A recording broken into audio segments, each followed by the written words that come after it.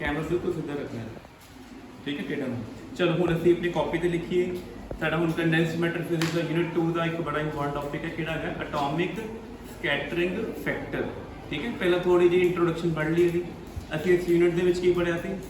Direct lattice पढ़े सी कि reciprocal. Reciprocal इस करके पढ़ते हैं कि रेसिप्रोकल जी DHKL होंदा है डायरैक्ट नालों बहुत वड्डी होंदी है, सानूं ऑब्जर्वेशन बड़ी जल्दी मिल जाती है। तो आपां डायरैक्ट लैटिस नूं स्टडी करते हैं कि रेसिप्रोकल तो वापस आपां के चाहते हैं यूज़ की करते हैं असीं इहदे विच पता किसी नूं जदों भी लैटिस तो स्टडी करना लैटिस से लाइट पानी पैनी है वो किहड़ी वेव पाते एक्सरे एक्सआरडी पढ़िया सी ना आपां। हुण जिहड़ी एक्सरे प्लेन ते वजेगी लैटिस के उपर कोई प्लेन होएगा असीं हुण तक जिन्नी कैलकुलेशन की हुई है सारियां मान के चलने रे आती है एक्सरे आ रही है वो किसी एक इलैक्ट्रॉन तो डाइफ्रैक्ट हो जाती कित्थों होंदी है। बट क्या एक लैटिस के अंदर सिर्फ इलैक्ट्रॉन ही होंगे, रियलिटी जो एटम हो सकते ग्रुप ऑफ एटम भी हो सकते की हो सकते एटम भी हो सकते ग्रुप ऑफ सिर्फ इलैक्ट्रॉन नहीं होंगे उहदे विच, ठीक है। तो हुण अपनी कॉपी की हैडिंग पाओ एटॉमिक स्कैटरिंग फैक्टर, उत्ते पहला ये लिखना है ideally x-ray diffract from electron, ideally है रियलिटी जी असीं मनते हैं कापी ते लिखते हैं कि एक्सरे इलैक्ट्रॉन तो स्कैटर होंदी पई है या डाइफ्रैक्ट होंदी पई है whatever, but in reality in a lattice x-ray diffract और स्कैटर, डाइफ्रैक्शन भी पॉसिबल उस जगह पे ऑब्स्टेकल है, स्कैटरिंग भी पॉसिबल है फ्रॉम एटम और group of atom, from atom और ग्रुप ऑफ एटम। ਇੱਥੇ एक फैक्टर आएगा ਜਿਹਨੂੰ ਆਪਾਂ ਕਹਾਂਗੇ एफ, ਜਿਹਨੂੰ ਕਹਾਂਗੇ एटॉमिक स्कैटरिंग फैक्टर। ਇਹ फैक्टर ਸਾਨੂੰ ਦੱਸੇਗਾ percentage deviation from our result. जे मैं थ्योरी ਦੇ ਵਿੱਚ ਸਾਰੇ ਆਪਣੇ ਰਿਜ਼ਲਟ ਇਲੈਕਟ੍ਰੋਨ ਸਕੈਟਰਿੰਗ ਦੇ ਲਿਖੇ ਹੋਏ ਆ ਉਹਦੇ ਤੋਂ ਮੇਰੀ ਕਿੰਨਾ ਐਂਪਲੀਟਿਊਡ ਮੈਨੂੰ ਮਿਲਿਆ ਸਕੈਟਰਡ ਐਕਸਰੇ ਦਾ, ਇੱਕ ਐਕਸਰੇ ਆ ਰਹੀ ਹੈ ਇੱਕ ਸਕੈਟਰ ਹੋ ਕੇ ਮੈਂ ਆਬਜ਼ਰਵ ਕਰ ਰਿਹਾ, ਜਿਹੜੀ ਐਕਸਰੇ ਮੈਂ ਆਬਜ਼ਰਵ ਕੀਤੀ ਹੈ ਉਹਦਾ ਐਂਪਲੀਟਿਊਡ ਕਿੰਨਾ ਹੈ, ठीक है। वो मैं कापी ते लिखिया, मैं एक्सपेरिमेंटली नहीं किया सी, मैं थ्योरेटिकली लिखिया, मैं मान के चलिया इलैक्ट्रॉन तो ही स्कैटरिंग हुई है, ठीक है। तो नीचे क्या आएगा amplitude of scattered wave from electron, कितों होएगी फ्रॉम इलेक्ट्रॉन, बट ऊपर क्या होएगा amplitude of scattered from atom और ग्रुप ऑफ एटम, ठीक है। सिंपल जी गल जे ऊपर वाली स्कैटरिंग का एम्पलीट्यूड थल्ले वाला एम्पलीट्यूड सेम आ गया एटॉमिक स्कैटरिंग फैक्टर कितना होएगा, मतलब मेरे रिजल्ट थ्योरेटिकली ते एक्सपेरिमेंटली बिल्कुल ट्रू हो गया जो कि कभी नहीं होंगे। कारण जब साडा लैटिस बनया वो इलैक्ट्रॉन कल्ले का नहीं बनया वो एटम्स है, इलैक्ट्रॉन रैंडमली घूमते हैं तो यह फैक्टर हो सकता है 90% हो जाए, 85% हो जाए, 70% भी हो सकता है, ठीक है। यह कदों असीं करना होंदा है बिल्कुल एंड ऑफ चैप्टर दे, जो असीं सारे रेसिप्रोकल लैटिस डायरैक्ट लैटिस सब पढ़ लैंदे ना एंड च आपां पढ़ीदा कि साडा जिहड़ा रिजल्ट आया है थ्योरी पढ़ के ते एक्सपेरिमेंट करके रिजल्ट आएगा कितना मैच करेगा, ਉਹਦੇ ਤੋਂ ਸਾਨੂੰ ਕੀ ਲੱਭਣਾ ਪਏਗਾ एटॉमिक स्कैटरिंग फैक्टर, लगा पता, ठीक है। तो ਅਸੀਂ ਪਹਿਲਾਂ ਹੁਣ ਇਹਦੇ ਵਿੱਚ ਕਰਨਾ ਕੀ ਹੈ ਇਹ ਲਿਖ ਲਿਆ ਹੈਡਿੰਗ ਪਾ ਲਈ ਪਹਿਲਾਂ, तो पहला तो ਆਪਾਂ ਦੀ डायग्राम ਬਣਾਈਏ सब तो इंपॉर्टेंट लिख लो कंसीडर एटम, एटम ਦਾ ਨਿਊਕਲੀਅਸ ਕਿੱਥੇ ਹੁੰਦਾ सेंटर से, तो न्यूक्लियस के अराउंड इलैक्ट्रॉन कितने है गया, क्या इलैक्ट्रॉन जरूरी है कि ऑर्बिट च घूमने होंगे, नहीं इलैक्ट्रॉन ऑर्बिटल च है, there is the probability to find electron around the nucleus which is 1, कितने भी हो सकते हैं। ए मान लो मेरा ठीक है कि एटम है, मान लेने कोई एक ए की है वो स्कैटरिंग सेंटर, ए की है स्कैटरिंग सेंटर ते कौन है न्यूक्लियस। मेरे को इंसिडेंट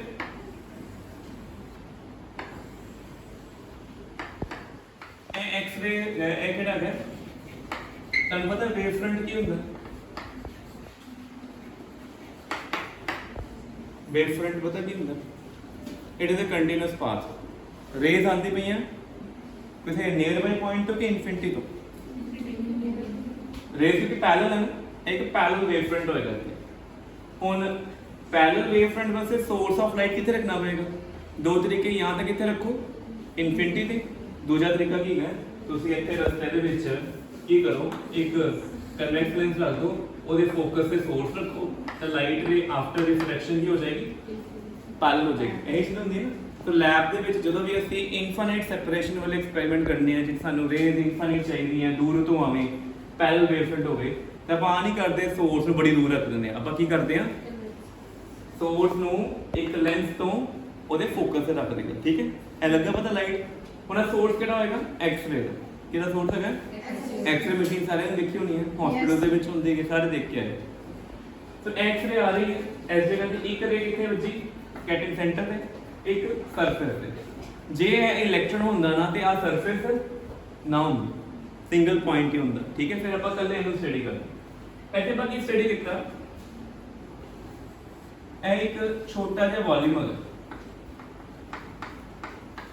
ਇਹ ਕੀ ਚੀਜ਼ ਹੈ, ਇੱਕ ਛੋਟਾ ਜਿਹਾ ਵੋਲਿਊਮ। ਇਸ ਵੋਲਿਊਮ ਦੇ ਵਿੱਚ ਕੌਣ ਹੋਣਗੇ, इस वॉल्यूम च कौन होंगे, एटम दे न्यूक्लियर राउंड कौन है, इलेक्ट्रॉन। इस वॉल्यूम च कौन होंगे, इलेक्ट्रॉन। ਅਸੀਂ ਜਿਹੜੇ ਆਪਣੇ ਥਿਓਰੈਟੀਕਲ ਐਕਸਪਲੇਨੇਸ਼ਨ ਕਰਨੀ ਹੈ, ਉਹ ਇੱਕ ਇਲੈਕਟ੍ਰੋਨ ਸਕੈਟਰਿੰਗ ਕਰਨੀ ਹੈ, ਬਟ ਰਿਐਲਿਟੀ ਚ ਕੀ ਹੈ, scattering is occurred from number of electrons. ਠੀਕ ਹੈ, ਅੱਛਾ ਜੀ, ਇਹ ਐਟਮ ਹਾਈਡਰੋਜਨ ਦਾ ਹੁੰਦਾ ਤੇ ਇਹਦੇ ਵਿੱਚ ਕਿੰਨੇ ਇਲੈਕਟ੍ਰੋਨ ਹੁੰਦੇ ਆਲੇ ਦੁਆਲੇ, ਇੱਕ ਐਟਮ ਦੇ ਆਲੇ ਦੁਆਲੇ ਇੱਕ ਹੁੰਦਾ, ਤੇ ਉਹ ਚ ਐਟੋਮਿਕ ਸਕੈਟਰਿੰਗ ਫੈਕਟਰ 1 ਹੀ ਆਏਗਾ। ਕਿੰਨਾ ਆਏਗਾ, ਬਟ ਜੇ ਮੰਨ ਲਓ ਮੇਰੇ ਕੋਲ ਇੱਥੇ ਗੋਲਡ ਨਿਊਕਲੀਅਸ ਆ ਗਿਆ, फिर गोल्ड न्यूक्लियस एटम दे विच कितने इलेक्ट्रॉन होंगे पता, गोल्ड दा एटॉमिक नंबर 79 एटॉमिक नंबर है, मींस ਇਹਦੇ अलग 79 इलेक्ट्रॉन होंगे। तो एटॉमिक स्कैटरिंग फैक्टर बदल जाएगा जो थ्योरेटिकली करांगे तो जो रिजल्ट पढ़ांगे। ਇੱਥੇ कुछ ए टॉप की है z एक्सिस, इधर की होगा मान लेने मेरे को y, ਤੇ ਬਾਹਰ ਨੂੰ ਕੀ है मेरे को x एक्सिस। ठीक है, वर्टिकल एक्सिस वाले थे एंगल, लेट्स से कितना बनाता 5, कितना बनाता, रे आई है ऐसा चलेगी, तो ए वैसे मेरे को इंसिडेंट एक्सरे, ते ए किहड़ी है मेरे को रिफ्लेक्टेड एक्सरे या डाइफ्रैक्टेड या स्कैटर्ड। ह्यूमन आई साडी इधर होएगी, ਅਸੀਂ ਇਧਰੋਂ ਨੂੰ ऑब्जर्व कर रहे ਹਾਂ। डायरेक्ट नेकेड आई ਨਾਲ ਨਹੀਂ ਦੇਖਾਂਗੇ, ਟੈਲੀਸਕੋਪ ਨਾਲ ਦੇਖਾਂਗੇ, ਜਿਹਦੀ ਮੈਗਨੀਫਿਕੇਸ਼ਨ ਕੀ ਹੋਏਗੀ, ਹਾਈ ਹੋਏਗੀ। ਅਸੀਂ ਐਟਮ ਦੇ ਨੂੰ ਜੋ ਵੀ ਚੀਜ਼ ਹੋਈ ਇੱਥੋਂ ਦੀ ਆਬਜ਼ਰਵ ਕਰਨੀ ਹੈ। ਆਹ ਵਾਲਾ ਵੈਕਟਰ ਕਿਹੜਾ ਟੈਂਸ਼ਨ, n1 ਕੈਪ ਇਹ ਕੀ ਹੈ, n2 ਕੈਪ। ਠੀਕ ਹੋ ਗਿਆ ਪਹਿਲਾਂ ਤੱਕ। ਇਹ ਕਿਸੇ ਵੀ ਪੁਆਇੰਟ k ਨੂੰ ਗੱਲ ਕੀਤੀ, ਇੱਥੇ ਤੱਕ ਪੋਜੀਸ਼ਨ ਵੈਕਟਰ ਕਿੰਨਾ ਹੈਗਾ ਨਾ, r ਵੈਕਟਰ। ਇਹ ਵਾਲਾ ਐਂਗਲ ਥੀਟਾ, ਕਿਉਂਕਿ ਸਿਮੈਟ੍ਰੀਕਲ ਡਾਇਗਰਾਮ ਇਹ ਵੀ ਕਿੰਨਾ ਹੋਏਗਾ, ਥੀਟਾ। ਪਹਿਲਾਂ ਤੱਕ ਕਲੀਅਰ ਹੋ ਗਈ ਡਾਇਗਰਾਮ। ਸੋ ਇਹ ਤੁਹਾਡਾ ਜਿਹੜਾ ਪੇਪਰ ਹੋਏਗਾ, ਪੇਪਰ ਦੇ ਵਿੱਚ ਅੱਧੇ ਕੋ ਪੇਜ ਦੀ टॉप की डायग्राम बनानी है, सिर्फ आ नहीं बनेगी, नाली को डायग्राम बनेगी। दूसरी डायग्राम की बननी है, ए कौन है मेरे को, n1 कैप, ए कौन है, ते इधर कौन गया थी। ठीक है, n चीज में इधर लिख सकते हैं, ए कौन है, n1 कैप, ते ए कौन है, n2 कैप। ए मेरे को है कैपिटल n वेक्टर, की गए कैपिटल N, समझ लगी पहले। अच्छा, ਇਹਦੇ ਵਿੱਚ ਐਂਗਲ ਦੇਖੀਏ ਜੀ, ਐਂਗਲ ਤੇ ਐਂਗਲ ਕਿੰਨਾ ਹੋਏਗਾ, ਡਾਇਗਰਾਮ ਨੂੰ ਵੇਖ ਕੇ ਪੜ੍ਹਦੇ ਆਪਾਂ। n1 ਨੇ ਹੌਰੀਜ਼ੌਂਟਲ ਨਾਲ ਕਿੰਨਾ ਐਂਗਲ ਬਣਾਇਆ, n2 ਨੇ ਵੀ ਹੌਰੀਜ਼ੌਂਟਲ ਨਾਲ ਕਿੰਨਾ ਐਂਗਲ ਬਣਾਇਆ, ਬਸ ਫਰਕ ਇਹਨਾਂ ਦਾ ਇੱਕ ਐਂਗਲ ਇਦਾਂ ਜਾ ਰਿਹਾ, ਇੱਕ ਐਂਗਲ ਉੱਪਰ ਜਾ ਰਿਹਾ। ਤੇ ਜੇ ਮੈਂ ਇਹਨੂੰ ਥੋੜਾ ਸਟ੍ਰੈਚ ਕਰਦਾ ਤੇ ਇਹ ਐਂਗਲ ਕਿੰਨਾ ਹੋ ਜਾਏਗਾ, ਥੀਟਾ। तो एंगल दोनों की हो गए थीटा, ਇੱਥੇ ਐਂਗਲ ਕਿੰਨਾ ਹੋ ਗਿਆ 2 ਥੀਟਾ। ਸੋ ਇਹ ਤੁਹਾਡੀ ਕੰਪਲੀਟ ਡਾਇਗਰਾਮ ਹੈ ਜਿਹੜੇ ਤੁਹਾਡੇ ਪੇਪਰ ਦੇ ਹਾਫ ਪੇਜ ਤੇ ਹੁੰਦੀ ਅੱਧੇ ਪੇਜ ਤੇ। ਇੱਥੋਂ ਕਾਰਨਰ ਤੋਂ ਸ਼ੁਰੂ ਕਰਾਂਗੇ, ਇਨੀ ਡਾਇਗਰਾਮ ਬਣਾ ਦਾਂਗੇ। ਠੀਕ ਹੋ ਗਿਆ ਪਹਿਲਾਂ। ਅੱਛਾ, ਨਾਲ ਹੀ ਆਪਾਂ ਕੈਲਕੂਲੇਸ਼ਨ ਕਰਾਂਗੇ। ਤੁਹਾਨੂੰ ਪਤਾ ਲੱਗੇ n ਵੈਕਟਰ ਥੱਲੇ ਕਿਉਂ ਪਾਇਆ ਮੈਂ, ਇਹਨੂੰ ਉੱਪਰ ਕਿਉਂ ਨਹੀਂ ਰੱਖਿਆ। ट्रायंगल ਨੂੰ ਵੈਰੀਫਾਈ ਕਰਨਾ, ਜੇ n ਵੈਕਟਰ ਨੂੰ ਮੈਂ ਇਦਾਂ ਡਾਊਨ ਕਰਦਾ ਨਾ ਤੇ ਮੇਰੇ ਕੋਲ ਬਣਦਾ n1 cap minus n2 cap. ਤੇ ਜੇ n2 cap minus n1 cap ਬਣਦਾ ਹੁੰਦਾ ਤੇ n ਵੈਕਟਰ ਕਿੱਧਰ ਹੁੰਦਾ, ਕਿਹੜੇ ਦੋ ਵੈਕਟਰ ਐਡ ਕਰਨੇ ਹੁੰਦੇ ਜਿਹੜੇ ਆਰਡਰ 'ਚ ਹੁੰਦੇ, ਜਿਵੇਂ n2 n2 ਕਿਹਦੇ ਇਕੁਅਲ ਆਏਗਾ ਤੇ n ਕੀ ਹੋ ਜਾਏਗਾ n1 ਮਾਈਨਸ। ਇਹਦਾ ਮੈਗਨੀਟਿਊਡ ਕੱਢਣਾ ਹੋਏਗਾ, ਮੋਡ ਲਾਵਾਂਗੇ ਇੱਧਰ ਤੇ ਤੁਹਾਨੂੰ ਪਤਾ ਦੋ ਵੈਕਟਰ ਦਾ ਮੈਗਨੀਟਿਊਡ ਰਿਜ਼ਲਟੈਂਟ ਦਾ ਕਿੱਦਾਂ ਨਿਕਾਲਦੇ ਆ। ਅਗਰ a b vector the magnitude ਕੱਢਣਾ ਹੋਵੇ, ਕਿਸੇ ਨੂੰ ਫਾਰਮੂਲਾ ਪਤਾ, √a² + b² - 2ab cos ਕਿੰਨਾ ਐਂਗਲ ਹੈ n1 ਤੇ n2 ਦੇ ਵਿੱਚ ਕੀ ਬਣੇਗਾ, ਤੇ n1 ਯੂਨਿਟ ਵੈਕਟਰ ਹੈ, ਇਹਦਾ ਮੈਗਨੀਟਿਊਡ ਕਿੰਨਾ ਹੋਏਗਾ, ਕਿੰਨਾ ਆਏਗਾ ਫਿਰ ਆਨਸਰ ਦੇਖੋ 1 + 1 - 2 × 1 × 1 1 + 1 कितना हो जाना ते 2 रूट बाहर आ गया, अंदर की रह गया 1 - cos 2 थीटा। कोई दसो भी 1 - cos 2 थीटा कितना होता 2 sin थीटा। ते जे स्क्वायर रूट हटा देंगे मेरे को बन जाएगा इतना, ठीक है बन गया। ये भी कैलकुलेशन डायग्राम ਦੇ ਵਿੱਚ ਹੀ ਨਿਕਲਣੇ ਚਾਹੀਦੇ ਸਾਰੇ। ਇੰਟਰੋਡਕਸ਼ਨ ਦੇ ਵਿੱਚ ਅਸੀਂ ਕੀ ਲਿਖਿਆ ਕਿ ਪਹਿਲਾਂ ਐਟੋਮਿਕ ਸਕੈਟਰਿੰਗ ਫੈਕਟਰ ਦੀ ਲੋੜ ਕਿਉਂ ਪਈ, ਆਪਾਂ ਮੰਨ ਕੇ ਚੱਲੇ ਸੀ ਐਕਸ-ਰੇ ਡਾਇਫਰੈਕਸ਼ਨ ਹੋ ਰਹੀ ਹੈ 1 ਇਲੈਕਟ੍ਰੋਨ ਤੋਂ, ਬਟ ਇਨ ਰਿਐਲਿਟੀ ਕਿੱਥੋਂ ਹੁੰਦੀ ਹੈ ਸਿੰਗਲ ਐਟਮ ਜਾਂ ਗਰੁੱਪ ਆਫ ਐਟਮਸ, ਤੇ ਸਾਨੂੰ ਉਹਦੇ ਬਾਰੇ ਦੱਸਣਾ ਪਿਆ। ਫਿਰ ਆਪਾਂ ਡਾਇਗਰਾਮ ਬਣਾਈ, ਫਿਰ ਆਪਾਂ ਇਹਨੂੰ ਦੱਸਿਆ, ਠੀਕ ਹੈ ਇੱਥੇ ਤੱਕ ਹੋ ਗਿਆ ਨੋਟ ਲਿਖ ਲਿਆ ਇੱਥੇ ਤੱਕ ਡਾਇਗਰਾਮ ਕਲੀਅਰ ਹੈ ਪਹਿਲਾਂ। ਤਾਂ ਡਾਇਗਰਾਮ ਦੀ ਲੋੜ ਇੱਥੇ ਤੱਕ ਹੀ ਸੀ ਮੇਨ। ਹੁਣ ਇਹਦੀ ਇੱਕ ਚੀਜ਼ ਹੈਗੀ ਹੈ ਉਹ ਇਸ ਤੋਂ ਬਾਅਦ ਲਿਖਣੀ ਹੈ, ਮੇਰੇ ਕੋਲ ਜਗ੍ਹਾ ਘੱਟ ਮੈਂ ਇੱਥੇ ਲਿਖਾਂਗਾ, ਤੁਸੀਂ ਇਸ ਤੋਂ ਬਾਅਦ ਹੀ ਲਿਖਣੀ ਹੈ ਕਿ ਦੋ ਵੇਵ ਆਈਆਂ ਇਹ ਵਾਲੀਆਂ ਤੇ ਚੱਲ ਗਈਆਂ ਇਦਾਂ, ਉੱਪਰ ਵਾਲੀ ਨੇ ਪਾਥ ਟਰੈਵਲ ਘੱਟ ਕੀਤਾ ਕਿ ਥੱਲੇ ਵਾਲੀ ਨੇ ਜ਼ਿਆਦਾ ਕੀਤਾ,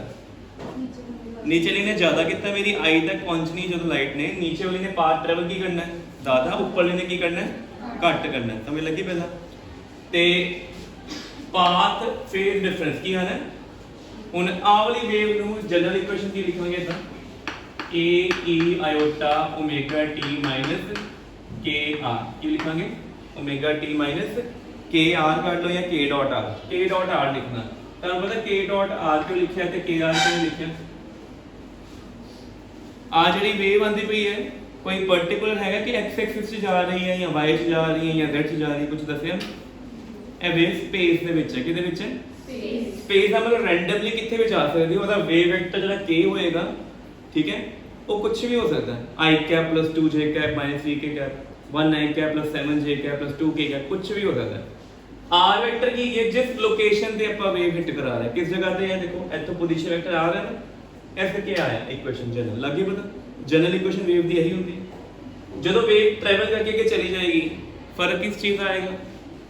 एने पाथ घट ट्रैवल किया ते एने पाथ ज्यादा ट्रैवल किया, due to path difference there exist phase difference. की कहंदे ओनू आ जेडी पूरी टर्म है ना वाली omega t minus k dot r, ए की होंदा है phase of A wave. Wave दा फेज तो की इंफॉर्मेशन मिलती है, दो इंफॉर्मेशन। पहली इंफॉर्मेशन मिलती है कि वेव किस जगह पे हैगी है, दूसरी इंफॉर्मेशन मिलती है जिस जगह पे वेव हैगी है उस वाला पार्टिकल पॉजिटिव एक्सट्रीम ते हैगा, मीन ते हैगा कि नेगेटिव ते हैगा। दो इंफॉर्मेशन कि वेव किस लोकेशन ते हैगी है, ते दूसरी इंफॉर्मेशन केड़ी मिलनी है जिस जगह तुसीं वेव नु ट्रैक कर रहे हो उत्थे पार्टिकल दा क्रेस्ट हैगा, ट्रफ हैगा कि मीन हैगा, ए इंफॉर्मेशन लगे पता। तो जे तुहाडा फेज मान लो आंदा π/2 कितना आंदा तेरा मतलब वेव उस जगह ते पार्टिकल पॉजिटिव एक्सट्रीम ते होएगा, कितने होएगा, तो जब फेज इत्थे आ जाए 0 पाई 2 पाई 3 पाई कोई भी मल्टीपल ऑफ पाई, तो पार्टिकल किस जगह ते होएगा मीन पोजीशन ते, या उस जगह ते वेव मीन पोजीशन ते होएगी जिथे भी लोकेट करोगे, क्योंकि टाइम भी आ रहा है ते नाल की आ रहा है पोजीशन, किस टाइम ते ते किस लोकेशन ते पार्टिकल या वेव किस जगह ते हैगी वो फेज दसदा है। जिहड़ी वेव एमिट होएगी ओदा की होएगा e iota omega t minus k dot r ते नाल की ऐड हो जाना phi r, की ऐड हो जाना phi। हुन phi r की चीज है फेज डिफरेंस। ए क्यों आया, क्योंकि दोनों वेव दा ऊपर वाली ते नीचे वाली वेव दे पाथ ट्रैवल सेम नहीं किया, दोनों दे पाथ डिफरेंस भी है ते फेज डिफरेंस भी है। एक कॉमन रिलेशन होता है पाथ डिफरेंस ते फेज डिफरेंस दा, की कर देखो delta upon 2 pi delta upon lambda 5 upon 2 पाई ते इधर लास्ट जगह था देखो delta t upon capital T। एक ना बड़ा कॉमन रिलेशन होता है एमसीक्यू वास्ते लर्न करना होता सी कि जो वेव अपना पाथ चेंज करती है ना तो वेव का डिस्टेंस ट्रैवल सेम नहीं होवे, तो जे वेव के पाथ डिफरेंस कितना आंदा पे डेल्टा कितना आंदा पे ते ओदे कोरस्पोंडिंग फुल वेवलेंथ, जे वेव च फेज डिफरेंस कितना आया 5 ते नीचे फुल फेज कितना होंदा एक वाइब्रेशन दा 2 पाई। जे टाइम का गैप ऊपर वाली थोड़ी फास्ट होगी मान लो, नीचे थोड़ी की होगी, वैसे देखो ऊपर वाले ने घट डिस्टेंस ट्रैवल किया, नीचे वाली ने तो ज़्यादा फास्ट कौन होएगी, सेम जगह पे पहुंचते पे है, ऊपर वाले ने घट ट्रैवल किया, नीचे वाले ने तो फास्ट कौन होएगा, ठीक है नीचे वाला। तो नीचे वाले में थोड़ा टाइम गैप भी आ जाएगा। कोई भी वेव जो भी स्कैटरिंग होनी है या बेंडिंग होती है वो तीन चीज़ें चेंज हो सकती है वेव की चेंज हो सकता है पाथ फेज ते तीजा टाइम लगा पता कितना कितना चेंज है वो न्यूमरेटर ਦੇ ਵਿੱਚ ਹੈਗਾ ਇਹ ਕੀ ਹੈ ਚੇਂਜ ਤੇ ਇੱਕ ਵੇਵ ਕੰਪਲੀਟ ਹੋਣ ਵਾਸਤੇ ਪਾਥ ਕਿੰਨਾ ਟਰੈਵਲ ਹੁੰਦਾ ਲੈਮਡਾ ਇੱਕ ਵੇਵ ਕੰਪਲੀਟ ਹੋਣ ਵਾਸਤੇ ਫੇਜ਼ ਡਿਫਰੈਂਸ ਕਿੰਨਾ ਹੁੰਦਾ ਇੱਕ ਵੇਵ ਕੰਪਲੀਟ ਹੋਣ ਦਾ ਟਾਈਮ ਟੇਕਨ ਕਿੰਨਾ ਹੁੰਦਾ ਕੈਪੀਟਲ ਟੀ ਇਹ ਲਰਨ ਕਰਨਾ ਇੱਥੋਂ ਦੀ ਅਸੀਂ ਬੜੀ ਈਜ਼ੀਲੀ phi ਦੀ ਵੈਲਿਊ ਜਿਹਨੂੰ ਆਪਾਂ phi r ਕੇ ਹੈ ਉਹ ਕਿੰਨਾ ਆ ਗਿਆ 2 pi by lambda into delta copy ਤੇ ਲਿਖ ਲਓ 2 pi by lambda into delta ਇਹ ਅੱਜ ਕੋਈ ਪਹਿਲਾ ਰਿਜ਼ਲਟ ਨਹੀਂ ਕਰੇ ਪਹਿਲੀ ਤੇ ਪੜਿਆ ਕਲਾਸ 11th ਦੇ ਵਿੱਚ ਵੇਵ ਐਂਡ ਆਸਲੇਸ਼ਨ ਚੈਪਟਰ ਹੈਗਾ ਸੀ ਲਾਸਟ ਚੈਪਟਰ ਫਿਜ਼ਿਕਸ ਦੇ ਵਿੱਚ ਉਹਦਾ ਇਹ ਚੀਜ਼ ਦੱਸੀ ਜਾਂਦੀ ਜਦੋਂ ਵੀ ਕਿਸੇ ਵੀ ਵੇਵ ਦੀ ਬੈਂਡਿੰਗ ਹੋ ਰਹੀ ਹੈ ਜਾਂ ਇੱਕ ਵੇਵ ਤੇ ਦੂਜੀ ਵੇਵ ਮਰਜ ਹੁੰਦੀਆਂ ਪਈਆਂ ਤੁਸੀਂ ਦੇਖਣਾ ਕਿ ਦੋਨਾਂ ਵੇਵ 'ਚ ਪਾਥ ਡਿਫਰੈਂਸ ਕਿੰਨਾ ਹੈ ਫੇਜ਼ ਡਿਫਰੈਂਸ ਕਿੰਨਾ ਹੈ ਤੇ ਟਾਈਮ ਡਿਫਰੈਂਸ ਕਿੰਨਾ ਹੈ ਤੇ ਜੇ ਤੁਹਾਨੂੰ ਮੰਨ ਲਓ ਪਾਥ ਡਿਫਰੈਂਸ ਪਤਾ ਤੇ ਫੇਜ਼ ਡਿਫਰੈਂਸ ਕਰਨਾ ਤੇ ਆਹ ਰਿਲੇਸ਼ਨ ਲਾ ਲਓ ਜੇ ਪਾਥ ਡਿਫਰੈਂਸ ਔਰ ਟਾਈਮ ਡਿਫਰੈਂਸ ਕਰਨਾ ਤੇ ਆਹ ਲਾ ਲਓ ਸਾਨੂੰ ਕੀ ਚਾਹੀਦਾ ਸੀ ਫੇਜ਼ ਡਿਫਰੈਂਸ ਕੀ ਚਾਹੀਦਾ ਤੇ ਪਤਾ ਕੀ ਹੈ ਪਾਥ ਡਿਫਰੈਂਸ ਇੱਥੋਂ ਦੀ ਮੈਂ ਇੱਕ ਪਰਪੈਂਡੀਕੂਲਰ ਡਰਾ ਕੀਤਾ ਇੱਕ ਇੱਥੋਂ ਦੀ ਪਰਪੈਂਡੀਕੂਲਰ ਡਰਾ ਕੀਤਾ ਕਰਤਾ ठीक है ਹੁਣ अगर मैं डायग्राम ਦਾ ਵਾਲਾ ਪੋਰਸ਼ਨ ਨਹੀਂ ਲਿਖਦਾ ਨਹੀਂ ਗਾ ਮੰਨ ਲਓ ਆ ਦੋਨੇ ਪਾਥ ਇੱਥੋਂ ਲੈ ਕੇ ਇੱਥੇ ਤੱਕ ਲੈਂਥ ਤੇ ਇੱਥੋਂ ਲੈ ਕੇ ਇੱਥੇ ਤੱਕ ਲੈਂਥ ਸੇਮ ਹੈ ਐਦਾਂ ਹੀ ਇਹ ਵੀ ਲੈਂਥ ਸੇਮ ਹੈ ਤੇ ਇਹ ਵੀ ਲੈਂਥ ਕੀ ਹੈ ਫਰਕ ਐਕਸਟਰਾ ਕਿੰਨਾ ਕਰਨਾ ਪਿਆ ਆ ਪਾਥ ਨਾ ਇਹ ਕੀ ਹੈ ਪਾਥ ਡਿਫਰੈਂਸ ਕੀ ਹੈ ਲੱਗਿਆ ਪਤਾ ਇਹ ਕੀ ਹੈ ਜਿਹੜਾ ਬ੍ਰੈਗ ਲਾਅ ਚ 2d sin θ ਕੱਢਿਆ ਸੀ ਨਾ ਉਹ ਕੌਣ ਸੀ ਪਾਥ ਡਿਫਰੈਂਸ ਸੀ ਜਿਹਨੂੰ ਆਪਾਂ n ਲੈਮਡਾ ਦੇ ਇਕੁਅਲ ਕੀਤਾ ਸੀ ਫॉर ਮੈਕਸਿਮਮ ठीक है ना वही चीज है सो ਅਸੀਂ ਇੱਥੇ ਉਹ ਪਾਰਟ ਡਿਫਰੈਂਸ ਦੀ ਵੀ ਗੱਲ ਕਰਾਂਗੇ ਤਾਂ ਸਾਡਾ ਜਿਹੜਾ ਪਾਰਟ ਡਿਫਰੈਂਸ ਆਣਾ ਹੈ phi r 2 pi by lambda part difference ਹੋਣਾ ਹੈ r dot n cap ਠੀਕ ਹੈ r dot ਹੁਣ r dot n cap ਕੀ ਚੀਜ਼ ਹੋਈ ਹੈ r ਇੱਧਰ ਗਾ ਸੀ r ਇੱਧਰ ਸੀ ਨਾ n ਇੱਧਰ ਹੈਗਾ ਵਰਟੀਕਲ r ਕੀ ਹੈ ਇਸ ਜਗ੍ਹਾ ਤੇ n ਕੀ ਹੈ वर्टिकल ਇਹਦਾ ਕੰਪੋਨੈਂਟ ਆਪਾਂ ਕਿਹਦੀ ਡਾਇਰੈਕਸ਼ਨ ਦੇਖਣਾ ਹੈ n ਦੀ ਡਾਇਰੈਕਸ਼ਨ ਉਹ ਸਾਡਾ ਕੀ ਚੀਜ਼ ਹੈ ਪਾਥ ਡਿਫਰੈਂਸ ਠੀਕ ਹੈ ਲੱਗ ਗਿਆ ਪਤਾ ਇਹਨੂੰ ਨੋਟ ਕਰੋ ਪਹਿਲਾਂ ਪਾਥ ਡਿਫਰੈਂਸ ਲਿਖ ਲਿਆ ਹੁਣ ਅਸੀਂ ਅੱਗੇ ਚੱਲਦੇ ਹਾਂ ਤਾਂ ਹੁਣ ਤੱਕ ਆਪਾਂ ਸਿਰਫ ਡਾਇਗਰਾਮ ਹੀ ਸਮਝੀਏ ਇੱਕ ਡਾਇਗਰਾਮ ਮੇਨ ਇੰਪੋਰਟੈਂਟ ਸੀ ਦੂਜਾ ਆਪਾਂ ਕੀ ਕੱਢਿਆ ਪਾਥ ਡਿਫਰੈਂਸ ਤੇ ਇੱਕ ਆਪਾਂ ਕੀ ਕੱਢਿਆ ਸੀ n ਵੈਕਟਰ ਦਾ ਮੈਗਨੀਟਿਊਡ ਇਹੀ ਕੱਢਿਆ ਸੀ ਨਾ ਆ ਦੋ ਚੀਜ਼ਾਂ ਆਈਆਂ ਹੁਣ ਤੱਕ ਕੋਈ ਡਾਊਟ ਇਹਦੇ ਵਿੱਚ ਹੁਣ ਅੱਗੇ ਲਿਖ ਲਓ in small volume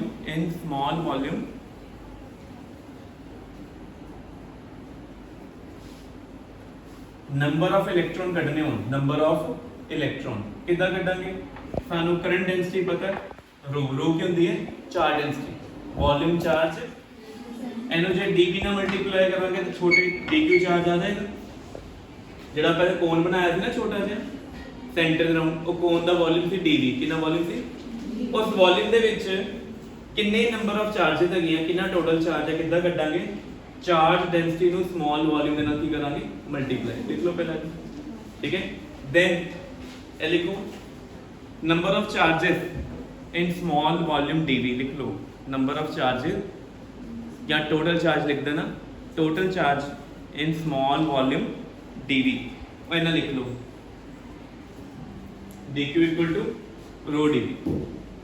लिख लिया हो गया आगे लिखो then due to this small volume atomic scattering factor की लिखना atomic scattering factor देखो मैं small volume की गल कर रहा तो small atomic scattering factor होएगा जब मैं total इंटीग्रेट कर दूंगा तो मेरे को total atomic scattering factor आ जाएगा कितना करना है नीचे आएगा incident wave e iota omega t minus k dot r ठीक है ये लग गया पता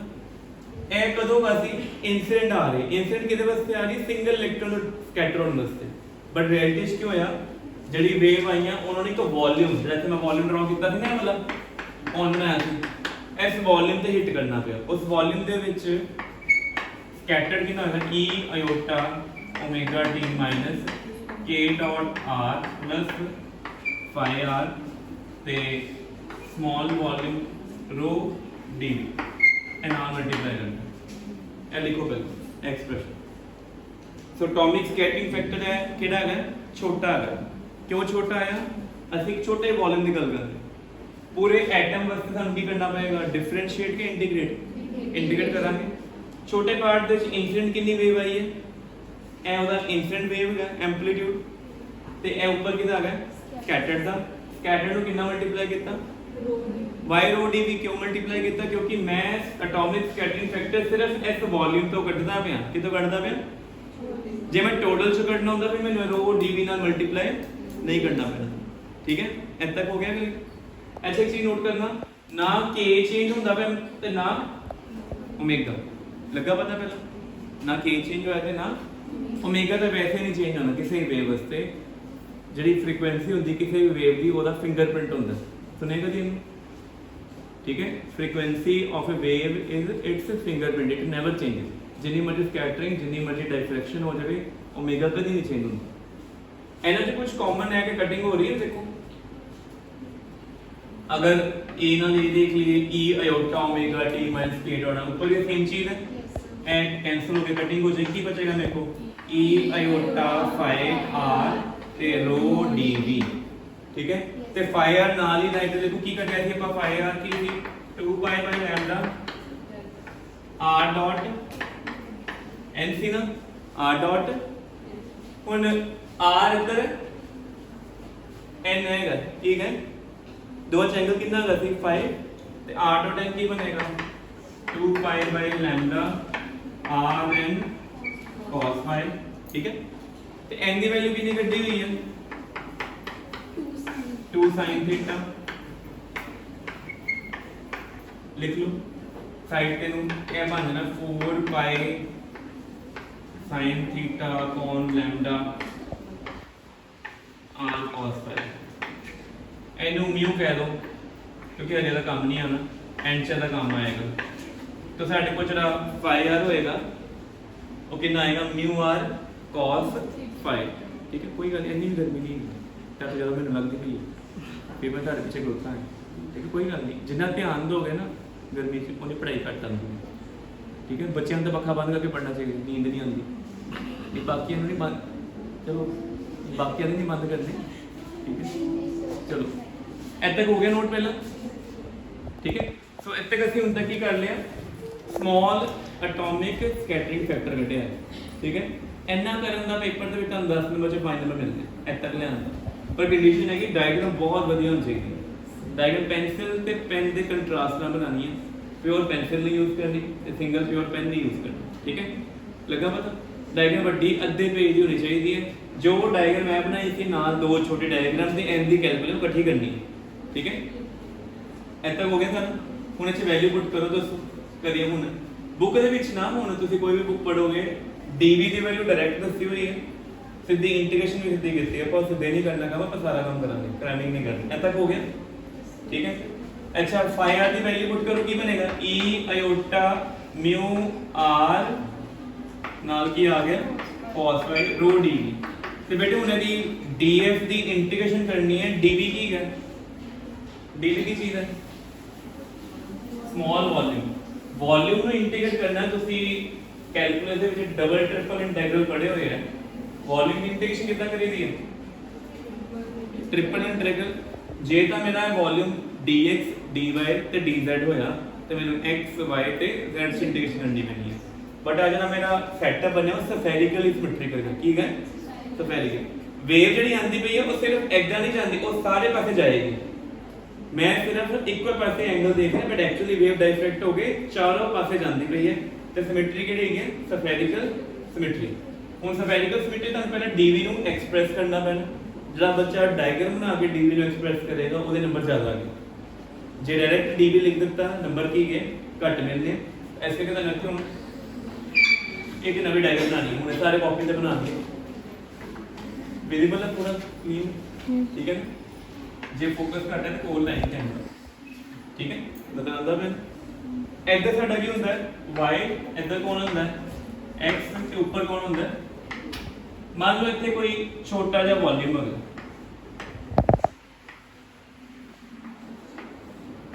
पीछे नजर आ रहा है सारे नु एमे की बनाया छोटा जा छोटा डब्बा बनाया ना ते डब्बा में ध्यान नाल देखो मैं क्यूब नहीं बनाया बनाया क्यूब कर्व बनाया कारण सफेयर है एक छोटे ਜਿਹੇ वॉल्यूम ਦਾ ਮੈਨੂੰ डब्बे ਦਾ ਮੈਨੂੰ ਕੀ ਕਰਨਾ ਹੈ वॉल्यूम ਕੱਢਣਾ है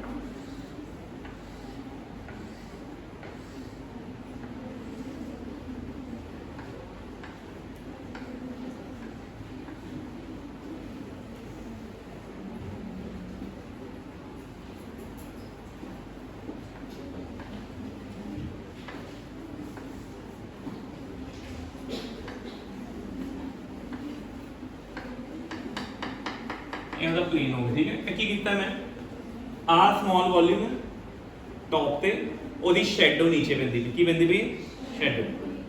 ਆ ਜਿਹੜਾ ਰੈਡ ਨਾਲ ਐਂਗਲ ਹੁੰਦਾ ਨਾ ਵੈਸੇ ਉਸ ਐਂਗਲ ਨੂੰ ਥੀਟਾ ਕਹਿੰਦੇ ਕੀ ਕਹਿੰਦੇ ਉਹਨੂੰ ਬਟ ਇਸ ਸਮ ਦੇ ਵਿੱਚ ਆਪਾਂ ਦੇਖੋ ਨਾਰਮਲ ਦੇ ਨਾਲ ਕਾਪੀ ਦੇ ਨਾਲ ਇੱਥੇ ਐਂਗਲ ਕਿੰਨਾ ਬਣਾਇਆ ਸੀ ਥੀਟਾ ਬਣਾਇਆ ਸੀ ਕਿ 5 ਬਣਾਇਆ ਸੀ 5 ਅਸੀਂ ਇਸ ਕੇਸ ਨੂੰ ਕੀ ਮੰਨ ਕੇ ਚੱਲਾਂਗੇ 5 ਕੀ ਮੰਨ ਲਿਆ ਉਹਨੂੰ ਤੇ ਜਿਹੜੀ ਸ਼ੈਡੋ ਬਣਦੀ ਹੈ ਨਾ XY प्लेन ਚ ਉਹਦਾ ਇੱਕ ਐਂਗਲ ਬਣਦਾ ਜਿਹਨੂੰ ਵੈਸੇ ਫਾਈ ਕਹਿੰਦੇ ਬਟ ਇਸ ਸਮਝ ਆਪਾਂ ਕੀ ਕਵਾਂਗੇ ਇਹਨੂੰ ਫਾਈ ਡੈਸ਼ ਕੀ ਕਵਾਂ ਬੋਲਾਂਗੇ ਕਾਰਨ ਕਿਉਂਕਿ ਫਾਈ ਅਸੀਂ ਪਹਿਲਾਂ ਯੂਜ਼ ਕਰ ਲਿਆ ਹੈ ਠੀਕ ਹੈ ਆ ਕੀ ਹੋਦਾ ਰੇਡੀਅਸ ਕੀ ਚੀਜ਼ ਹੈ ਰੇਡੀਅਸ ਹੁਣ ਇਹ ਜਿਹੜਾ ਡੱਬਾ ਬਣਿਆ ਨਾ ਕਿੰਨੀ ਸਾਈਡਾਂ ਨੇ ਡੱਬੇ ਦੀਆਂ ਇੱਕ ਲੈਂਥ ਹੋਏਗੀ ਇੱਕ ਵਿਡਥ ਹੋਏਗੀ ਕੀ ਹੋਏਗੀ ਹਾਈਟ ਜਿਹੜੀ ਲੈਂਥ ਹੈਗੀ ਹੈ ਉਹ ਇਦਾਂ ਨੂੰ ਹੋਗੀ ਉਹ ਕਿੰਨੀ ਹੋਏਗੀ dr ਕਿੰਨੀ ਹੋਏਗੀ r ਦੇ ਲੌਂਗ ਹੈ ਜਿਹੜੀ ਹੈ ਵਿਡਥ ਹੈਗੀ ਇਦਾਂ ਨੂੰ ਉਹ ਮੇਰੀ ਹੋਏਗੀ r d5 ਇਹ ਵਾਲੀ ਇਹ r ਹੈ ਇਹ ਕਿੰਨਾ ਹੋਏਗਾ r d5 ਕਿੰਨਾ ਹੋਇਆ arc upon radius sorry arc ਕਿਹਦੇ ਕੋਲ ਹੁੰਦੀ ਹੈ arc equal radius into theta ਹੁੰਦਾ ਨਾ ਸੋ ਇਹ ਜਿਹੜੀ arc ਹੈਗੀ ਹੈ radius ਕਿੰਨਾ ਹੈ r ਐਂਗਲ ਕਿੰਨਾ ਹੈ ਛੋਟਾ ਜਿਹਾ d5 ਬਣ ਗਈ ਤੀਜੀ ਜਿਹੜੀ width ਉਹ width ਹੈ ਵਾਲੀ ਹੈਗੀ ਆਹ ਵਾਲੀ ਦੀ width ਹੈਗੀ ਨਾ ਇਹ ਹੈਗੀ ਹੈ r sin theta d5 dash ਕੀ ਹੈ r sin theta d5 dash ਇਹ ਕੋਈ ਨਵਾਂ ਕੰਮ ਨਹੀਂ ਹੈ ਮਕੈਨਿਕਸ ਦੇ ਵਿੱਚ ਤੁਸੀਂ ਕੀਤਾ ਹੋਇਆ ਤੁਸੀਂ ਸੈਕੰਡ ਸਮੈਸਟਰ ਚ ਮਕੈਨਿਕਸ ਪੜ੍ਹੇ ਸੀ ਉਹ ਚ ਆਪਾਂ ਸਮਾਲ ਵੋਲਿਊਮ ਐਲੀਮੈਂਟ ਕਰਦੇ ਹਾਂ ਤਿੰਨ ਉਹਦੀ ਸਾਈਡਸ ਹੁੰਦੀਆਂ ਇੱਕ ਹੁੰਦੀ ਹੈ dr ਇੱਕ ਹੁੰਦੀ rt5 ਕੀ ਹੁੰਦੀ ਹੈ r sin theta ਮੈਂ ਕੁਐਸਚਨ ਦੇ ਅਕੋਰਡਿੰਗ ਕਰਦਾ ਪਿਆ ਇੱਥੇ ਥੀਟਾ ਨਾਲ ਲਿਖਣਾ ਕਿਉਂਕਿ ਐਂਗਲ ਕਿੰਨਾ ਹੈ 5 ਸੋ ਇਹ 5 ਠੀਕ ਹੈ ਲੱਗ ਗਿਆ ਪਤਾ ਸੋ ਵੋਲਿਊਮ ਕੀ ਹੁੰਦਾ ਹੈ ਅਗਰ ਤੁਹਾਡੇ ਕੋਲ ਲੈਂਥ ਬ੍ਰੈਡਥ ਹਾਈਟ ਹੋਵੇ ਤਾਂ ਵੋਲਿਊਮ ਕੀ ਹੁੰਦੀ ਹੈ ਬੋਲੋ ਇਹਦਾ ਵੋਲਿਊਮ ਕੀ ਆਏਗਾ ਫਿਰ ਇਹ ਤਿੰਨਾਂ ਨੂੰ ਮਲਟੀਪਲਾਈ ਕਰਾਂਗੇ ਕੀ ਆਏਗਾ r² sin 5 dr d5 d5 dash ਠੀਕ ਹੈ ਤੇ ਲਿਮਿਟ ਜੇ ਤੁਹਾਨੂੰ ਯਾਦ ਹੋਵੇ r ਦੀ ਲਿਮਿਟ ਕਿਉਂਕਿ ਇੱਥੇ ਉਹਨੇ ਸਾਈਜ਼ ਦੱਸਿਆ ਐਟਮ ਦਾ ਕਿੰਨਾ ਜੇ ਸਾਈਜ਼ ਨਹੀਂ ਦੱਸਿਆ ਤੇ ਕਿੰਨਾ ਹੋਏਗਾ 0 ਤੋਂ ਇਨਫਿਨਿਟੀ r ਦੀ ਲਿਮਿਟ ਕੀ ਹੋਏਗੀ ਤੇ ਥੀਟਾ ਐਂਡ ਫਾਈ ਹੈ ਟੌਪ ਤੋਂ ਸ਼ੁਰੂ ਹੋਣਾ ਹੈ ਐਦਾਂ ਸ਼ੁਰੂ ਹੋਣਾ ਟੌਪ ਤੋਂ ਤੇ ਕਿੱਥੇ ਤੱਕ ਜਾਣਾ ਹੈ ਇੱਥੇ ਸ਼ੁਰੂ ਹੋਇਆ ਕਿੱਥੇ ਤੱਕ ਜਾਣਾ ਹੈ ਕਿੰਨਾ ਐਂਗਲ ਹੋਏਗਾ ਟ੍ਰੇਸ 180 0 to π ਤੇ ਜਿਹੜਾ ਫਾਈ ਹੈ ਉਹਦਾ ਬੇਸ ਤੋਂ ਫਾਈ ਪੂਰਾ ਘੁੰਮਦਾ ਪਿਆ ਇੱਥੋਂ ਲੈ ਕੇ ਪੂਰਾ 360 ਨਾਲ ਘੁੰਮਦਾ ਤੇ ਫਾਈ ਡੈਸ਼ ਦੀ ਲਿਮਿਟ ਕਿੰਨੀ ਹੈਗੀ ਹੈ 0 to 2π ਲਿਖਤਾ ਆ ਵੋਲਿਊਮ ਐਲੀਮੈਂਟ ਹੁਣ ਬੁੱਕ ਤੇ ਸਿੱਧਾ ਲਿਖਿਆ ਹੋਇਆ ਉਹ ਚ ਵੀ ਇਹਨਾਂ ਨੇ ਕੀਤੀ ਗਲਤੀ d5 ਡੈਸ਼ ਦੱਸਿਆ ਨਹੀਂ ਹੋ ਜਾਏ ਸਿੱਧਾ ਹੀ 2π ਲਿਖਤਾ ਪਹਿਲਾ ਕੁਐਸਚਨ ਹੁੰਦਾ ਕਿ ਡਾਇਰੈਕਟ 2π ਕਿਉਂ ਆਇਆ ਅਸੀਂ ਡਾਇਰੈਕਟ ਨਹੀਂ ਜਾਣਾ ਅਸੀਂ ਇੱਕ ਚੀਜ਼ ਦੱਸਣੀ ਆਰਟੀਕਲ ਕਿਉਂਕਿ ਅਸੀਂ ਡੈਰੀਵੇਸ਼ਨ ਪ੍ਰੋਪਰ ਰਿਜ਼ਲਟ ਦੱਸਦੇ ਪਏ ਕਿ ਕਿੱਥੋਂ ਕੀ ਆ ਰਿਹਾ ਇੱਥੇ ਤੱਕ ਨੋਟ ਹੋ ਗਿਆ ਇਸ ਵਾਰ ਤੁਸੀਂ ਇਹ ਵੀ ਬਣਾ ਲਿਆ ਵੋਲਿਊਮ ਦੱਸਤਾ ਠੀਕ ਹੈ ਫਿਰ ਅਸੀਂ ਵੈਲਿਊ ਲਿਖਾਂਗੇ ਆਪਾਂ ਹੁਣ ਇਹ ਵੈਲਿਊ ਕਿੰਨੀ ਆਏਗੀ ਉਹ ਕਲੀਅਰ ਹੈਗੀ ਮਤਲਬ ਆ ਰਿਹਾ ਪੂਰਾ ਠੀਕ ਹੈ ਸੋ ਮੇਰਾ df ਕਿੰਨਾ ਆ ਜਾਏਗਾ e iota mu cos phi rho r square ਬੇਟੇ ਗੱਲਾਂ ਨਾ ਕਰੋ dr d5 dash ਆ ਗਿਆ ਲਿਖ ਲਿਆ ਹੁਣ ਸਾਡਾ ਵੋਲਿਊਮ ਆ ਗਿਆ ਹੋਇਆ ਹੁਣ ਅਗਲਾ ਸਟੈਪ ਕੀ ਹੋਏਗਾ ਅਗਲਾ ਸਟੈਪ ਕੀ ਹੋਣਾ ਚਾਹੀਦਾ ਟੋਟਲ ਐਟੋਮਿਕ ਫੈਕਟਰ ਆਪਾਂ ਕੱਢਣਾ ਤੇ ਮੈਨੂੰ ਕੀ ਕਰਨਾ ਪਏਗਾ ਇੰਟੀਗ੍ਰੇਸ਼ਨ ਤੇ ਜੇ ਮੈਂ ਇਹਦੀ ਇੰਟੀਗ੍ਰੇਸ਼ਨ ਕਰਾਂਗਾ ਕਿੰਨੇ ਇੰਟੈਗਰਲ ਆਣਗੇ r ਦੀ ਲਿਮਿਟ ਹੋਏਗੀ 0 ਤੋਂ ਲੈ ਕੇ ਇਨਫਿਨਿਟੀ 5 ਦੀ ਲਿਮਿਟ ਹੋਏਗੀ 0 ਤੋਂ ਲੈ ਕੇ π ਤੇ 5 ਡੈਸ਼ ਦੀ ਤੇ ਦੇਖੋ ਕੋਈ ਐਸਾ ਵੇਰੀਏਬਲ ਜਿਹੜਾ ਯੂਜ਼ ਹੀ ਨਹੀਂ ਹੋ ਰਿਹਾ ਕਿਹੜਾ ਵੇਰੀਏਬਲ 5 ਡੈਸ਼ ਸਭ ਤੋਂ ਪਹਿਲਾਂ ਇੰਟੀਗ੍ਰੇਸ਼ਨ ਕਿਹਦੀ ਹੋਏਗੀ r ਦੀ 5 ਦੀ ਕਿ 5 ਡੈਸ਼ ਦੀ ਜਿਹਦਾ ਕੋਈ ਵੇਰੀਏਬਲ ਹੈ ਹੀ ਨਹੀਂ ਮੰਨ ਲਓ 5 ਡੈਸ਼ ਦਾ ਕੋਈ ਵੇਰੀਏਬਲ ਨਹੀਂ ਹੈ d5 ਡੈਸ਼ ਦੀ ਇੰਟੀਗ੍ਰੇਸ਼ਨ ਕਰਾਂਗੇ ਕੀ ਆਏਗਾ 5 ਡੈਸ਼ ਤੇ ਲਿਮਿਟ ਕੀ ਹੈ 0 ਤੋਂ ਤੇ ਇਹਦੀ ਵੈਲਿਊ ਪੁੱਟ ਕਰਾਂਗੇ ਆਨਸਰ ਕਿੰਨਾ ਆਏਗਾ 2π ਮੈਂ ਸਭ ਤੋਂ ਪਹਿਲਾਂ ਉਹਦੀ ਇੰਟੀਗ੍ਰੇਸ਼ਨ ਕਰਤੀ ਸੋ rho 2π ਬਾਹਰ ਆਵੇ अंदर इत्थे आ गया अगला किहड़ा 0 to इनफिनिटी ए आर की वैल्यू, फिर फाई की वैल्यू की है 0 तो लेके phi e iota mu r cos phi sine phi d phi. इतना तक आ गए? कोई डाउट पे लगता? हुण किसी बच्चे ने इंटीग्रेशन करनी आती है सिर्फ 5 वेरिएबल की, आर दी नहीं करनी हले, सिर्फ 5 वेरिएबल की इंटीग्रेशन करनी आती है। कोई तरीका दसो हले नू आर नू कांस्टेंट मान के चलांगे, डबल इंटैग्रल है होना, ठीक है। तो सम असीं कितना होया थर्ड सेमेस्टर विच कैलकुलस दे विच सारिਆਂ ने किदां करांगे इंटीग्रेशन दी? होर कोई सौखा तरीका? cos फाई नू जे मैं t पुट करदा, की पुट करदा ते cos फाई दा डेरिवेटिव की होंदा है minus sine phi, sine phi already हैगा ते रिमूव हो जाएगा ना, ठीक है। अगे हुण ए इंटीग्रेशन भी बुक दे विच किसी ऑथर ने नहीं कीती हुई, ठीक है। तो डायरेक्ट रिजल्ट नहीं लिखने, तुहानू इंटीग्रेशन भी करके दिखानी पैनी है, ऊपर डायग्राम बन गई हुई है, ठीक है। हुण इधर देखिए की लिखांगे, put cos phi equal to d ते माइनस dt कितना हो गया sin फाई d फाई ते अपर लिमिट चेंज होएगी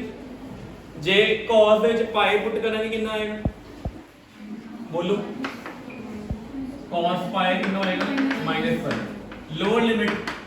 cos 0 तो साडा जो इंटीग्रल है f वो बदल जाएगा सारा, rho 2 pi r 0 to infinity ए लिमिट हो गई 1 to -1 ते e iota mu r t minus dt, ठीक है। हो गया सिंपल, ठीक है। जिहड़ा sin फाई नाल आंदा पिया सी वो पर एडजस्ट कर दिता। अच्छा ए लिमिट नू जे इंटरचेंज करना होवे की हुंदा फिर माइनस साइन आंदा, आ वाला माइनस साइन जे मैं खत्म करना होवे मैंने लिमिट नू की करना पड़ेगा इंटीग्रेट, मैं उन्हें इंटरचेंज करता लिमिट नू ते मेरा ए रिजल्ट की बन गया फिर रो 2 पाई r की वैल्यू 0 टू इनफिनिटी ते ए बन गया -1 तो 1 e iota mu r t dt। हुन e आयोटा म्यू r दी इंटीग्रेशन की हुंदी बोलो, e पावर सेम होएगी ते आयोटा म्यू r मल्टीप्लाई होएगा कि डिवाइड च आएगा, डिवाइड च आ जाएगा, फिर बन जाएगा रो 2 पाई ते 1 ओवर आयोटा म्यू r ता पाई डिवाइड च आ गया, ए की पावर क्या आएगी आयोटा म्यू r माइनस, बड़ी गल्ला नहीं करनी है सब देखो। हुण किसी ने यह चीज देखी कभी e power iota x minus e power minus iota x की हुंदा डी मॉर्गन थ्योरम कीती थी, दसो हाइपरबोलिक फंक्शंस भी कितने हुए हैं, ए कौन है साइन, बट साइन हाइपरबोलिक दे विच नीचे कौन आंदा है 2 आयोटा, ऊपर भी कौन आंदा है, मैं मल्टीप्लाई करता, ठीक है। 2 ना की कितना मल्टीप्लाई तो 2 ना की करता आगे बन जाएगा सारा, सो आयोटा ना आयोटा गया, सो रो 4 पाई ते नाल आया इत्थे हले ਆਪਾਂ ਇੰਟੀਗ੍ਰੇਸ਼ਨ ਕਰਦੇ ਵੀ ਨਾ ਉਹ ਵੀ ਲਿਮਿਟ ਆਣੀ ਹੈ ਹਲੇ 0 टू ਇਨਫਿਨਿਟੀ ਵਾਲੀ ਤੇ ਇਹਦੇ ਨਾਲ ਇੱਕ r ਸਕੁਅਰ ਵੀ ਕਰਦੇ ਦੇਖੋ, ਇੱਥੇ ਇੱਕ r ਸਕੁਅਰ ਵੀ ਆਂਦਾ ਪਿਆ ਸੀ ਉਹ ਅਸੀਂ ਲਿਸਟ ਕਰ ਦਿੱਤਾ,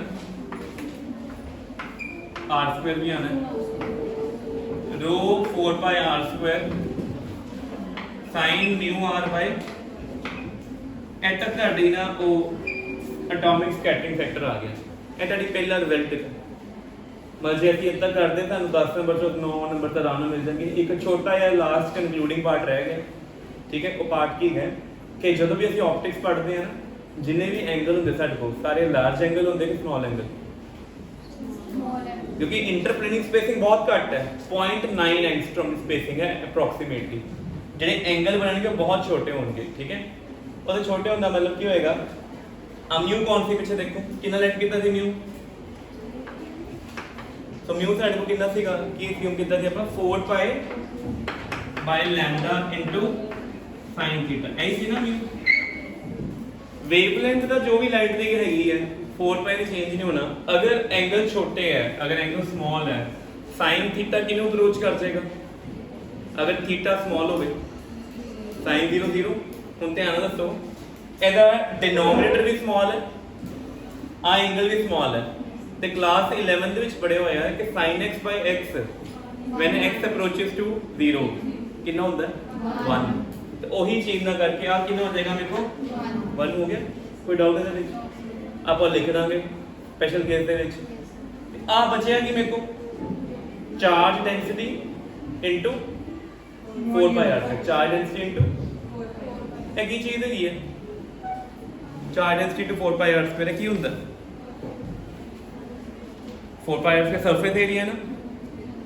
इनटू रो आर ए मेरे को क्या चार्ज एनक्लोज्ड की चीज है चार्ज ਇਹਦਾ ਮਤਲਬ ਐਟੋਮਿਕ ਸਕੈਟਰਿੰਗ ਫੈਕਟਰ ਕਿਸੇ ਵੀ ਐਟਮ ਦਾ ਕਿੱਥੇ ਡਿਪੈਂਡ ਕਰਦਾ ਹੈ ਕਿੰਨਾ ਚਾਰਜ ਐਟਮ ਦੇ ਆਲੇ ਦੁਆਲੇ ਇਨਕਲੋਜ਼ ਹੋ ਕੇ ਬੈਠਾ ਹੋਇਆ ਕਿਹੜਾ ਚਾਰਜ ਇਲੈਕਟ੍ਰੋਨ ਜੇ ਇਲੈਕਟ੍ਰੋਨ ਦਾ ਚਾਰਜ ਇੱਕੋ ਹੀ ਹੈਗਾ ਬਸ only 1 electron is there hydrogen atom ਤਾਂ ਐਟੋਮਿਕ ਸਕੈਟਰਿੰਗ ਫੈਕਟਰ ਕਿੰਨਾ ਹੋ ਜਾਏਗਾ 100% ਤੇ ਜੇ 1 ਤੋਂ ਜਿੰਨੇ ਮਰਜ਼ੀ ਇਲੈਕਟ੍ਰੋਨ ਵਧਦੇ ਆ ਐਟੋਮਿਕ ਸਕੈਟਰਿੰਗ ਫੈਕਟਰ ਕੀ ਹੋਣਾ ਘਟਦਾ ਜਾਣਾ ਠੀਕ ਹੈ ਤੇ ਜਨਰਲੀ ਸਾਡੇ ਜਿੰਨੇ ਵੀ ਐਕਸਪੈਰੀਮੈਂਟ ਹੁੰਦੇ ਜਿਹੜੇ ਕਰਦੇ ਆ ਇਹਨਾਂ ਦੇ ਸਕੈਟਰਿੰਗ ਵਾਲੇ ਉਹ ਥਿਨ ਸ਼ੀਟ ਤੇ ਹੁੰਦੇ ਕਿੰਨਾ ਦੇ ਹੁੰਦੇ ਤੇ ਮੈਟਲ ਥਿਨ ਸ਼ੀਟਸ ਬਣਾਉਂਦੀਆਂ ਕਿ ਨਾਨ ਮੈਟਲ ਥਿਨ ਸ਼ੀਟ ਵਾਲੀ ਪ੍ਰੋਪਰਟੀ ਨੂੰ ਕੀ ਕਹਿੰਦੇ ਮੈਟਲ ਦੀ ਮੈਲੇਬਿਲਿਟੀ ਸਭ ਤੋਂ ਜ਼ਿਆਦਾ ਮੈਲੇਬਲ ਮੈਟਲ ਕਿਹੜੀ ਹੈ ਰਦਰਫੋਰਡ ਨੇ ਕਿਹੜੀ ਮੈਟਲ ਯੂਜ਼ ਕੀਤੀ ਸੀ ਗੋਲਡ ਸੋ ਇਹ ਜਨਰਲੀ ਜਿਹੜਾ ਐਟੋਮਿਕ ਸਕੈਟਰਿੰਗ ਫੈਕਟਰ ਆਪਾਂ ਬੜੇ ਈਜ਼ੀਲੀ ਲੈਬ ਦੇ ਵਿੱਚ ਜਦੋਂ ਕੱਲ ਨੂੰ ਤੁਸੀਂ ਅਗਰ ਮਾਸਟਰਸ ਕਰੋਗੇ ਜਾਂ ਫਿਰ ਡਾਕਟਰੇਟ ਕਰਦੇ ਹੋ ਨਾ ਅਗਰ ਐਟੋਮਿਕ ਸਕੈਟਰਿੰਗ ਫੈਕਟਰ ਲੱਭਣਾ ਹੋਵੇ ਨਾ ਤਾਂ ਸਭ ਤੋਂ ਪਹਿਲਾਂ 골ਡ ਦੇ ਲੱਭ ਕੇ ਦਿਖਾਉਂਦੇ ਕਾਰਨ ਕੀ ਹੈ 골ਡ ਸਭ ਤੋਂ ਥਿਨ ਸ਼ੀਟ ਮਿਲ ਜਾਂਦੀ ਹੁਣ ਦਾ 골ਡ ਦੀ ਸਾਡੇ ਕੋਲ ਨੈਨੋ ਸਾਈਜ਼ ਦੀ ਸ਼ੀਟ ਨਹੀਂ ਹੈਗੀਆਂ ਕਿਸੇ ਨੂੰ ਪਤਾ ਹੈ 골ਡ ਦਾ ਕਲਰ ਕਿਹੜਾ ਹੁੰਦਾ ਨੈਨੋ ਸਕੇਲ ਤੇ ਅਗਰ 골ਡ ਦੀ ਸ਼ੀਟ ਨੂੰ ਮੈਂ 1 ਨੈਨੋਮੀਟਰ ਦਾ ਬਣਾ ਲਾਂਗਾ ਉਹਦਾ ਕਲਰ ਹੋ ਜਾਏਗਾ ਰੈੱਡ ਕਿਹੜਾ ਹੋ ਜਾਏਗਾ ਠੀਕ ਹੈ ਸੋ ਰੈੱਡ ਕਲਰ ਦੀ ਸ਼ੀਟਸ ਹੁੰਦੀਆਂ ਨੈਨੋ ਫਾਈਬਰ ਅਸੀਂ ਵੇਖ ਨਹੀਂ ਸਕਦੇ ਠੀਕ ਹੈ ਉਹਨਾਂ ਤੇ ਐਕਸਪੈਰੀਮੈਂਟ ਕਰਕੇ ਕਨਕਲੂਜਨਸ ਕੱਢਦੇ ਆ ਆ ਜੋ ਅਸੀਂ ਕੀਤਾ ਹੈ ਇਹ ਕੰਮ ਹੈਗਾ ਥਿਓਰੈਟੀਕਲ ਫਿਜ਼ਿਕਸ ਜਿਹੜਾ ਥਿਊਰੀ ਲਿਖਦਾ ਜਿਹੜਾ ਫਿਜ਼ਿਕਸ ਦੀ ਥਿਊਰੀ ਲਿਖਣ ਚ ਹੋਏਗਾ ਨਾ ਐਕਸਪਰਟ ਹੋਏਗਾ ਉਹਨੂੰ ਮੈਥ ਬਹੁਤ ਚੰਗੀ ਤਰ੍ਹਾਂ ਆਉਂਦਾ ਹੋਏਗਾ ਤੇ ਤੁਹਾਡੀ ਬੀਐਸਸੀ ਸਾਰੀ ਥਿਓਰੈਟੀਕਲ ਫਿਜ਼ਿਕਸ ਦੇ ਉੱਪਰ ਹੈਗੀ ਜਿੰਨੀ ਗ੍ਰੈਜੂਏਸ਼ਨ ਤੁਸੀਂ ਪੜ੍ਹਨੀ ਹੈ ਨਾ ਗ੍ਰੈਜੂਏਸ਼ਨ ਪੜ੍ਹਨੀ ਹੈ ਮਾਸਟਰਸ ਪੜ੍ਹਨੀ ਹੈ ਉਹ ਤੁਹਾਨੂੰ ਸਭ ਥਿਓਰੈਟੀਕਲ ਫਿਜ਼ਿਕਸ ਹੀ ਸਿਖਾਉਣਗੇ ਕਿ ਪਹਿਲਾਂ ਫਿਜ਼ਿਕਸ ਲਿਖਣੀ ਸ਼ੁਰੂ ਕਰੋ ਉਸ ਤੋਂ ਬਾਅਦ ਰਿਸਰਚ ਵਿੱਚ ਆਣਾ ਠੀਕ ਹੈ ਸੋ ਇਸ ਕਰਕੇ ਲਿਖਣ ਤੋਂ ਕਦੇ ਨਹੀਂ ਭੱਜਣਾ ਜਿਨ੍ਹਾਂ ਨੇ ਅੱਗੇ ਰਿਸਰਚ ਵਿੱਚ ਜਾਣਾ ਚਾਹੇ ਕੈਮਿਸਟਰੀ ਚਾਹੇ ਮੈਥ ਚਾਹੇ ਫਿਜ਼ਿਕਸ ਠੀਕ ਹੈ ਤੇ ਲਿਖਣ ਤੋਂ ਨਹੀਂ ਭੱਜਣਾ ਕਦੇ ਵੀ ਆਪਣੇ ਸ਼ਾਰਟ ਆਨਸਰ ਵੱਲ ਨਹੀਂ ਜਾਣਾ ਹਮੇਸ਼ਾ ਆਪਣੇ ਆਨਸਰ 'ਚ ਮੈਕਸਿਮਮ ਡਾਇਗਰਾਮਸ ਬਣਾਉਣੀ ਹੈ ਤੇ ਮੈਕਸਿਮਮ ਮੈਥਮੈਟੀਕਲ ਸਟੈਪ ਲਿਖਣ ਨੂੰ ਮੈਂ ਡਾਇਰੈਕਟ ਬੁੱਕ ਵਾਲਾ ਵੀ ਚੇਕ ਸਕਦਾ ਬੁੱਕ ਦੇ ਵਿੱਚ ਕਿੰਨੀਆਂ ਚੀਜ਼ਾਂ ਆਈਆਂ ਮਿਸ ਕੀਤੀਆਂ ਹੋਈਆਂ ਇੱਕ ਤਾਂ ਪਹਿਲਾ ਪੁਆਇੰਟ ਹੈ ਤੁਹਾਡੀ ਲੈਂਥ ਹੀ ਨਹੀਂ ਬਣਦੀ ਬੁੱਕ ਵਾਲਾ ਲਿਖਾਂਗੇ 2 ਪੇਜ ਆਰਟੀਕਲ ਤਾਂ ਮੈਂ ਤੇ ਰੱਟਾ ਬਹੁਤ ਲਗਾਉਣਾ ਪੈਣਾ ਹੁਣ ਮੰਨ ਲਓ ਤੁਸੀਂ ਇਹਨੂੰ ਹੀ ਰੱਟਾ ਲਾ ਲਿਆ ਮਿਊ ਨੂੰ ਤੁਹਾਡੇ ਕੋਲ ਮਿਊ ਦੀ ਵੈਲਿਊ ਲਰਨ ਕਰਦੇ ਕਰਦੇ 4 ਪਾਈ ਜਗ੍ਹਾ 2 ਪਾਈ ਲਰਨ ਹੋਵੇ ਤਾਂ ਐਗਜ਼ਾਮੀਨਰ ਨੇ ਇੱਥੇ ਘੰਟਾ ਮਾਰ ਦੇਣਾ ਤੇ ਨੰਬਰ ਨਹੀਂ ਆਣੇ ਤੇ ਨੰਬਰ ਤੁਹਾਨੂੰ ਪਤਾ ਕਿ ਫਿਜ਼ਿਕਸ ਦੀ ਚੈਕਿੰਗ ਕਿੱਦਾਂ ਦੀ ਹੈ ਕਿੰਨਾ ਅਸੀਂ ਚੰਗਾ ਪੇਪਰ ਕਰਕੇ ਆਉਂਦੇ ਆਪਣੇ ਵੱਲੋਂ ਤੇ ਨੰਬਰ ਕਿੰਨੇ ਘੱਟ ਆਉਂਦੇ ਹੋ ਕਾਰਨ ਕੀ ਹੈ ਅਸੀਂ ਸਟੈਪ ਨਹੀਂ ਲਿਖਦੇ ਤੇ ਜੇ ਤੁਸੀਂ ਇਹ ਸਟੈਪ ਲਿਖੋਗੇ ਤੁਹਾਡੇ ਨੰਬਰ ਬਹੁਤ ਸ਼ੂਟ ਹੋ ਜਾਣਗੇ ਜਿੰਨੀ ਮੈਕਸਿਮਮ ਡਾਇਗਰਾਮਸ ਹੋਣਗੀਆਂ ਜਿਵੇਂ ਮੈਂ ਚਾਹੁੰਦਾ ਤੇ ਮੈਂ ਵੋਲਿਊਮ ਵਾਲੀ ਡਾਇਗਰਾਮ ਨਾ ਬਣਾਉਂਦਾ ਮੈਂ ਸਿੱਧਾ ਵੋਲਿਊਮ ਐਲੀਮੈਂਟ ਵੀ ਲਿਖ ਸਕਦਾ ਸੀ ਬਟ ਅਸੀਂ ਉਹ ਵੀ ਲਿਖਾਂਗੇ ਫਿਰ ਤੇ ਖਤਮ ਹੋ ਗਿਆ ਸਾਡਾ ਕਿਹੜਾ ਕੁਐਸਚਨ ਖਤਮ ਹੋਇਆ ਐਟੋਮਿਕ ਸਕੈਟਰਿੰਗ ਫੈਕਟਰ ਕੱਲ ਅਸੀਂ ਅਗਲਾ ਕੁਐਸਚਨ ਤੇ ਪਰਸੋਂ ਵੇਰ ਵਾਪਸ ਅਸੀਂ ਨਵੇਂ ਯੂਨਿਟ ਤੇ ਆ ਜਾਵਾਂਗੇ ਠੀਕ ਹੈ